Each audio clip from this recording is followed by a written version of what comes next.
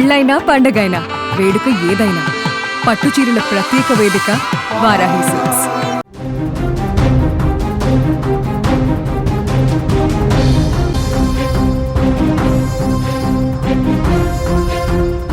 ఏడడుగుల బంధం, నూరేళ్ల జీవితం. కష్టం వచ్చినా కన్నీళ్ళొచ్చినా తోడుగా ఉంటానని అగ్నిసాక్షిగా ప్రమాణం చేసి కట్టేదే తాలిబొట్టు. కానీ పరాయి మోజులో భార్యాభర్తల మధ్య ఆ ఆత్మీయ సంబంధం ఆవిరైపోతుంది. అప్పటిదాకా దేవుడిలా చూసుకున్న భర్త కళ్ల ముందు శత్రువులా కనిపిస్తాడు. సరిగ్గా అలాంటి ఓ దారుణమైన దిగ్భ్రాంతికరమైన ఘటనే నంద్యాల జిల్లా నూనెపల్లిలో వెలుగు చూసింది.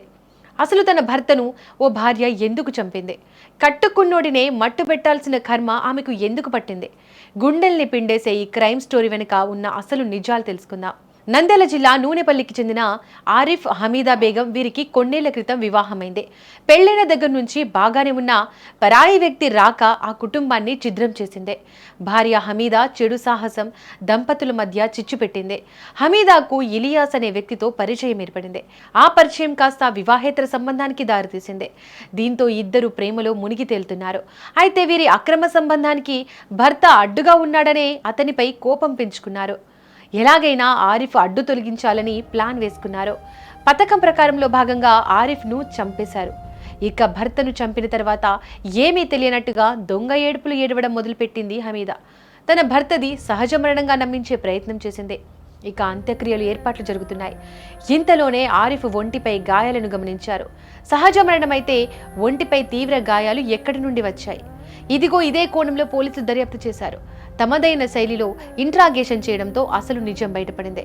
అక్రమ సంబంధానికి భర్త అడ్డు వస్తున్నాడనే కారణంతో చంపేశామని ఒప్పుకున్నారు. దీంతో భార్య ప్రియుడితో పాటు వారికి సహకరించిన మరో వ్యక్తిని పోలీసులు అదుపులోకి తీసుకున్నారు. ఇదొక హత్య మాత్రమే కాదు, సమాజంలో దిగజారిపోతున్న మానవ సంబంధాలకు ఒక సజీవ సాక్ష్యం. క్షణికమైన శారీరక సుఖం కోసం నైతిక విలువలు మర్చిపోయి కట్టుకున్న బంధాన్ని మట్టిలో కలిపేస్తున్నారు. ఒక వివాహేతర సంబంధం ఇద్దరు వ్యక్తుల జీవితాలను నాశనం చేయడమే కాదు, ఒక ప్రాణాన్ని బలి తీసుకుంది, మరికొన్ని ప్రాణాలను జైలు పాలు చేసింది. ముఖ్యంగా ఇలాంటి దారుణాల వల్ల పసిపిల్లలు అనాథలవుతున్నారు. జీవితాంతం కలిసి ఉంటానని ప్రామిస్ చేసిన వాళ్లే ఇలా ప్రాణాలు తీస్తుంటే ఇక నమ్మకానికి అర్థం ఎక్కడుంది?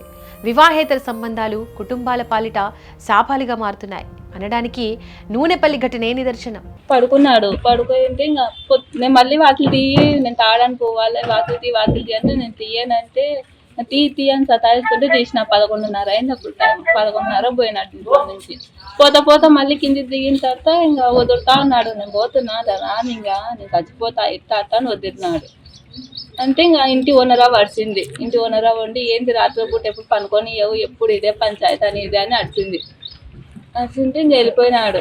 వెళ్ళిపోయిన తర్వాత నా కొడుకు విన్నాడు. అప్పుడు అమ్మ తిడుతున్నాడు, అమ్మ చచ్చిపోతాను ఎట్టా అని ఏందేంది అంటున్నాడు. అంటే మొన్న ఇట్నే వెళ్ళిపోయినాడు, వీళ్ళ చెల్లెలు వాళ్ళందరూ ఎత్తుకులాడు రాపో ఇంకా నీకే బాధ్యత ఎట్టా అని చెప్తుంటే ఊరికి ఎందుకు ఈ పీకులాట తీసుకొని వచ్చి వాళ్ళ ఊర్లోనే వదిలిపెట్ట అడిగినాను కూడా. మా ఆడపిల్లకు 4 రోజులు పెట్టుకోమ్మా, నువ్వే ఊరికే సతాయిస్తాను అని కూడా చెప్పిన. పొద్దున ఇదే జరిగినది. ఎత్తులా ఆడుకుంటూ వస్తుంటే అక్కడ మనుషులు ఉంటే తొంగి చూసినాము. తొంగి చూస్తుంటే ఎవరో ఉన్నారు ఆడ. అంటే తొంగి చూస్తే కాళ్ళు కానొచ్చినాయి.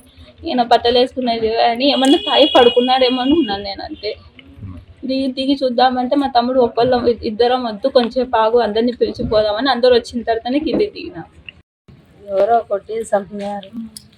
వాడైతే సావాడు, కావాల్సిందిగా ఎవరో చేసినారు. తాగితే వచ్చి ఎవరితో కొట్లాడారు ఏం లేదు. పోలీస్ కంప్లైంట్ ఇస్తాం కంపల్సరీ. ఏదైనా బయట పడాలమ్మా, అప్పుడు దాకా ఇచ్చిపెట్టాము.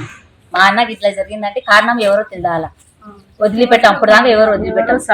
కావాల్సింది ఇంత దూరం రాడు మా అన్న. ఇట్లా వేసినారు, వాళ్ళు బయట పడదాకా వదిలిపెట్టేదాన్ని. మాకు 14వ తేదీన సాయంత్రము చాన్ భాష అనే వ్యక్తి కంప్లీట్ చేయడం జరిగింది. ఎవరైతే ఉన్నారో వాళ్ళ అన్న ఆరిఫ్ భాష ఇక్కడ కుందునది బ్రిడ్జి పైన కింద పడి చనిపోయింది చెప్పగా ఆ వ్యక్తిని చూడడం జరిగింది. అతని పైన ఇంజరీస్ కనపడి కొట్టి చంపేసినట్టుగా. అంతటా అనుమానం మొత్తిగా మేము పూర్తిగా కేసు నమోదు చేసి ఇన్వెస్టిగేషన్ స్టార్ట్ చేసినాము. నిన్నటి దినం ఇన్వెస్టిగేషన్ మాకు తెలియని విషయం ఏంటంటే, నిన్నటి దినము ఆర్ఐ దగ్గర పోయి ఎవరైతే ఉన్నారో వాళ్ళ రిసీవర్ భార్య అమితా బి కానీ, అలాగే అమితా బి యొక్క అక్రమ సంబంధం కలిగి ఉన్న ఇలియాస్ ఖాన్ వాళ్ళ ఫ్రెండ్ ముగ్గురు కలిసి అమితాబ్ చెప్పడం వల్లనే వీళ్ళిద్దరు కలిసి అతన్ని కొట్టి ప్రతాప్ దగ్గర కొట్టి అక్కడ నుంచి తీసుకెళ్ళి దేవనగర్లో కొట్టేసి చనిపోయిన తర్వాత ఎవరికి అనుమానాలు ఉన్నాయి దొరకకుండా కోసమని అక్కడ మన కుందనాలు పారడం జరిగింది. ఇన్వెస్టిగేషన్లో వీళ్ళు కొట్టి చంపడంలో చనిపోయినారు, అది అడ్డు దొరికిపోతే వీళ్ళు కలిసి ఉండదు ఉద్దేశంతో ఈ విధంగా చేసినట్టు తేలింది. అందువల్ల వాళ్ళ మీద కోర్టులో ప్రవేశపెట్టి రిమాండ్ పంపడం జరిగింది.